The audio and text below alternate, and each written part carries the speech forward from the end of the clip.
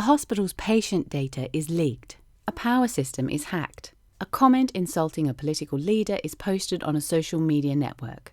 These scenarios might seem different, but they could all come under the banner of cybersecurity. But this meaning of this word is contested, and its lack of a firm definition means it can be easily politicized and molded to suit different agendas. Governments and businesses in particular tend to frame cybersecurity as the mitigation of risk for the state and its systems, rather than the empowerment and well-being of people. This can help justify repressive measures like internet shutdowns and restrictions on encryption. To resist this, human rights defenders need to understand the different definitions at play and be active in shaping a common definition of cybersecurity which is positive and rights-respecting. At the end of this video, you should have a better understanding of the current range of possible cybersecurity definitions, the motivations for using them, and how we can advocate for a more rights-respecting framing for cybersecurity.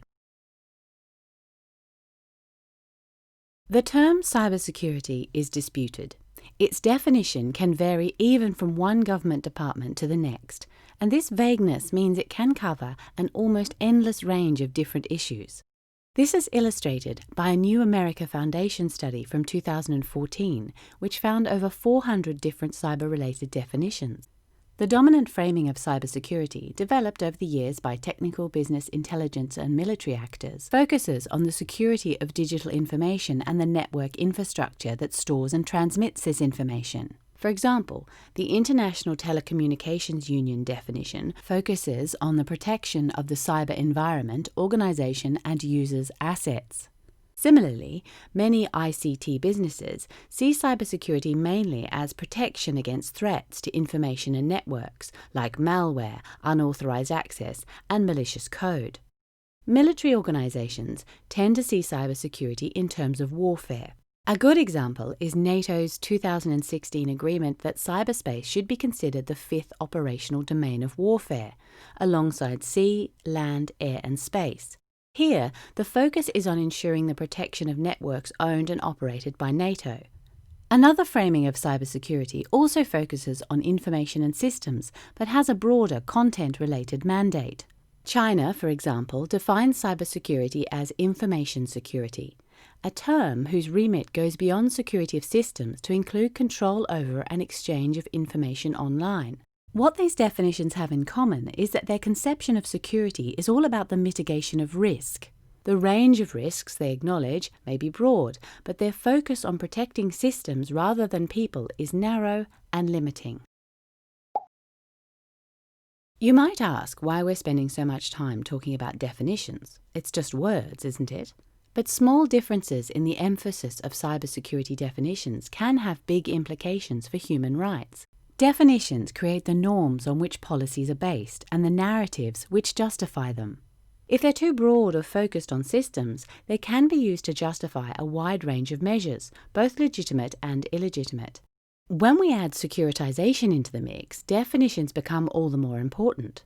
Securitization, as we discussed in our first video, is the process by which actors make issues into security concerns. This can then enable the passage of extraordinary measures, like emergency laws, without adequate debate. Securitized narratives around cyberspace often present it as a battlefield or a den of criminals. In the absence of an internationally codified definition, this can be used to justify curbs on our fundamental rights. In the context of cybersecurity, this might mean more restrictions on content and freedom of expression, more disproportionate measures like mass surveillance, and more measures to undermine anonymity. These narratives may create the impression that security and human rights are somehow contradictory, but this isn't true. In fact, they depend on one another. Security isn't just something that is enacted on things in a narrow, negative sense of mitigating harm. Security is a positive concept, referring to a person's freedom and capacity to act. This is even recognized in human rights law. Without security, we can't fully exercise our rights. If we're browsing on a vulnerable network, our personal information is at risk, with implications for a range of rights. But it goes the other way, too. Unless we respect human rights, we can't have security either. Take South Korea's effort to ban anonymous speech on certain websites in 2007. This not only impeded free expression and privacy, but also put the data of 35 million users at risk when 2 popular websites were hacked in 2011. In this light, it's clear that cybersecurity policies shouldn't just be about risk mitigation. They should also empower people by facilitating the fuller exercise of their human rights. Without protected information and networks, people's quality of life diminishes. Policies start with definitions. Human rights defenders therefore need to be active in shaping the norms and narratives which would underpin a rights-respecting, positive definition of cybersecurity.